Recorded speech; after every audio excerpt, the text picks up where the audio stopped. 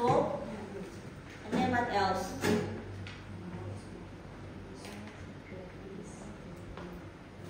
Nagkakapag mo na ako sa labi para maganda ako sa amin. First, mas maganda nilalagyan mo muna ng alcohol na. Ilan mo ang normal temperature? 80. Okay, 80 na yung fan. Start na tayo. Gusto ko wala ko sa labi para maganda. Naka-video ka Procedure A. Prepare to carry out procedure. First, inform the parents. A mommy can I bathe your baby? So, i-inform yung parents o kaya yung nurse o kaya yung doctor kung pwede paliguan yung baby. Turn off the AC. Turn off the aircon. Close the window. Ensure proper lighting. Cannot be dark. Check the body temperature, which is 36.5 to 37.5 degrees Celsius. Okay? Assume hand washing. Tinuruan na kayo ni Ma'am Joyce how to do hand washing, right? Yung ganon, yung ganon. Diba? Tinuruan ni Ma'am Joyce. And then gather all the materials. What are the materials? Basin, alcohol, soap, cotton balls, towel, franela, and then forbidden, and then diaper, and then clothing. But I think you didn't really get clothing. Check the temperature of the water using your wrist, which is 38 point. Ilan the water? 38.1. And then after that, after prepare to carry out the procedure, punta na tayo sa perform the aqua procedure na. Okay, remove baby clothing, walang baby clothing. So, wipe, clean, and pat-dry the eye, starting from inner canthus to outer canthus. Hindi dapat ganito, dapat nakahiga pag i-demo kayo. But because for your demonstration, I want to show you inner canthus to outer canthus row. Another cotton ball siya na. Inner canthus to outer canthus row. Ano una? Mata. Matandaan na step by step. Face is eye. Next is face na namili kayo, which is S, set, or number 3. You have to choose one only. So, nauna na mata, pangalawa mukha, then susunod yung neck na. Yung neck, kailangan from medial to lateral, retract skill point muna sa tenga. Okay, after that, put mo hold again. I told you put mo hold. Carry like this, and then frontal to occipital, parietal, and then temporal. Parang minamasahin na rin siya. Frontal, occipital, parietal, temporal. Pwede nyo na siya lagyan ng soap, kaso pang so dapat yung pinapang. Yan, kailangan siya kuha nyo siya mabuti, frontal. Using your finger pads, hindi pwedeng kukuha finger pads. Then, rinse. Sarap naman ang buhay mo. Then, pat-dry.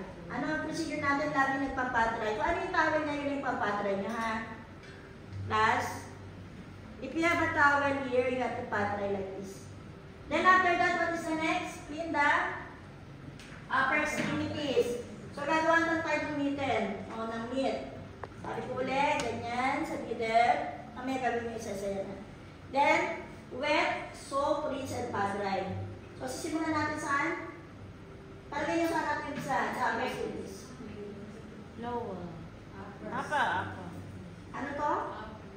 First is interdigital. Interdigital, phalanges. Yan, tapos papunta dito sa may elbow. Papunta sa huli ng axilla. Last yung axilla, ha? Interdigital, elbow, and then axilla. Interdigital, elbow, and then axilla. There is again. Kabila naman side. And then yung dibdib niya na. Pag nagawa nyo na yung dibdib, punta naman kayo sa lower extremities. Or back muna. Pwedeng ganito rin na gawin nyo. Tapos, pwedeng pag ganon, or you can do like this. Depends on you. If you want like this, better if like this. Because, cleanest and dirtiest, right? This is the dirty about us. Ang dikit naman yan. Then after that, after the upper extremities, back and then lower extremities na. Saan kayo magsisimula pag lower extremities? What do you think? Saan? Saan daw? Any idea? So, first the pampers. Ha? Saan ka nagsisimula? Sa paa? Siyempre, malinis pa naman yung malibig. Sa paa, pamuli na rin yung groin or inguinal area. Buti yun din yung singit, ha? So, simula kayo dito, papunta sa likod ng tuhod, papunta sa singit. Pag nagawa nyo na lahat yan, banlawan na natin siya ng last rinse. O, pupunod ko ilagay si baby, then banlaw. Sarap ng huwag na yung ulo, ha? No need, only the body. Dapat may deeper tayo ang tabo eh. Pero wala tayo. Wala nagdala ng tabo. Sarap ano? And after that, padre na si baby. Padre. Ay, sorry, nahulog. Saan nila ginagawa pagpapaligo? Where is the best place? Kitchen area. What is the best time? Morning. Time. 10. Sasampalin ko kayo ha. 6 to 10 a.m. Kitchen area. Tandaan nyo pa, kitchen area 6 to 10 a.m. Mamaya tatanungin namin kay Limang Boys. After that, gagawin na natin yung area or Italia. Ano ulit? Mos pubis to, ito yung ulit yung nidadam sa akin ha. Mos pubis to, Infinalarea. Mos pubis to, Labia Minora. Mos pubis to, Labia Minora. Then, to the right, and then the center.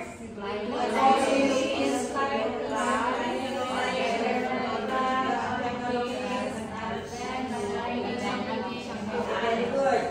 Pag nalilisa si baby, kailangan natin siyang bihisan. So, bibihisan na natin si baby. Wala tayong dalaga nito, may isa lang. So, since walang dalaga rin si baby, sa diaper pa lang, after you, if the parents require a lotion, you can put a lotion or powder. But please, always ask a parent first before you apply something to the baby. Maybe she's allergic or they don't want. Diba? Hindi ko na ilagay kasi magdedemo na kayo. So, meron siyang may butas sa bibig niya. Pwede siya lagyan ng pacifier. Ayan o, meron siyang butas. So, ganyan na. Pag na-dress lang na si baby sa kanabalot niya na, ilagay niyo na siya sa crib. Then sa kanya nalilipitin yung mga dapat lipitin. Lahat ng ito, ilagay sa isang laundry basket. Itapon, i-arrange, and then i-documents nyo. Halimbawa, document it. I gave the baby around 8 o'clock a.m. for 10 minutes only. Baby is normal temperature. It is important to do that. Some of you will be assigned in ano ba tawag sa ng mga baby?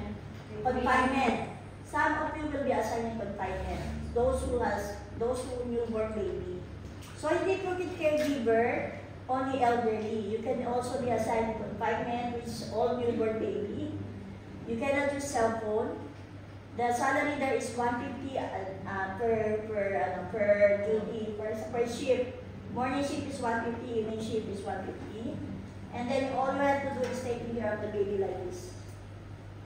You are not allowed to sleep. You are not allowed to use cell phone. Maybe only when you go to the toilet.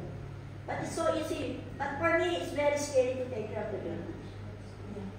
When I'm taking care of the baby, I always pay attention to that. Breathe in, breathe out. Because we don't know if she suffocate or she choke by her saliva or by the milk. So, mas gusto ko pa rin ng elderly kaysa sa baby.